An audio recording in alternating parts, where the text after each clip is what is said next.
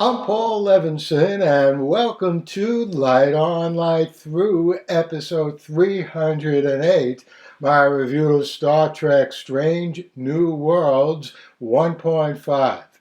Well, I said in my review of last week's episode 1.4 that what I was really liking the most so far in this great new series was the way that young Lieutenant Spock was being portrayed.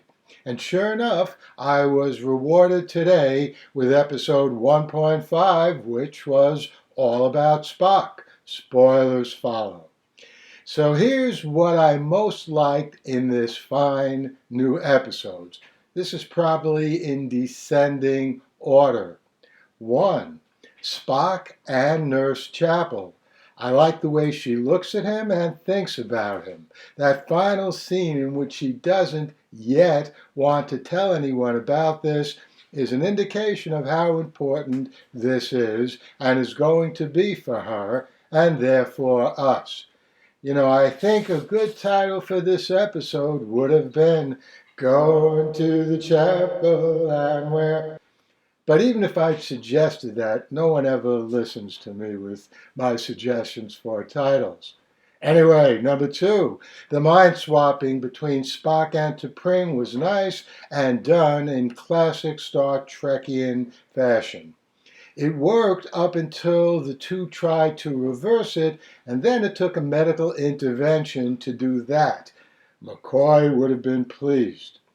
3. Pike's realization of what it would take to get those characters into the Federation was good to see, and also classic Star Trek, which more than anything was an unending chess match between we humans and the interstellar intelligences we encountered out there in the galaxy, and even beyond. Number 4, I like that little piece of the hull that dated back to the original Enterprise and had some notable signatures on it. Literally a cool, touching base with history. And okay, here's what I didn't much care for. That whole Noonien Singh and Chin Riley thread.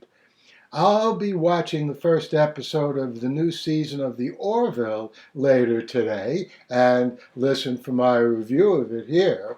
And in The Orville, comedy is just more deftly embedded and executed than it is in this episode of Strange New Worlds 1.5, which felt more like comedy just for comedy's sake. And that meant it wasn't all that funny and was mostly, at least for me, an unneeded distraction from the main agenda.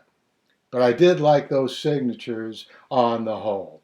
And hey, I'll see you back here next week with a review of the next episode of Star Trek Strange New Worlds.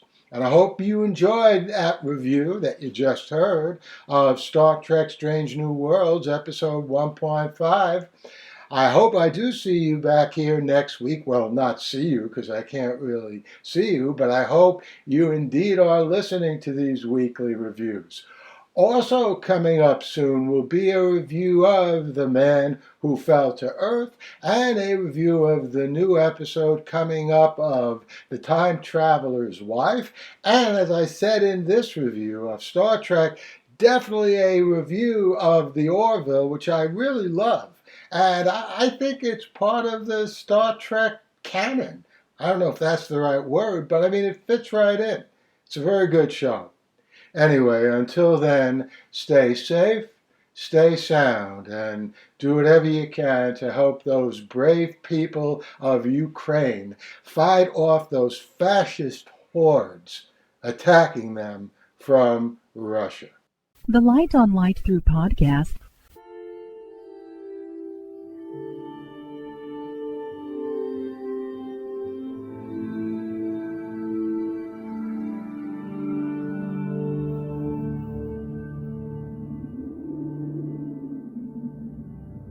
Athens, 2042 AD. She ripped the paper in half, then ripped the halves, then ripped what was left again into bits and pieces of history that could have been. Sierra Waters had read once that, years ago, it was thought that men made love for the thrill, while women made love for the sense of connection it gave them.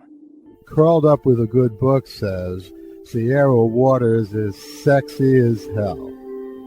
You can find out more about The Plot to Save Socrates by Paul Levinson at theplottosavesocrates.com.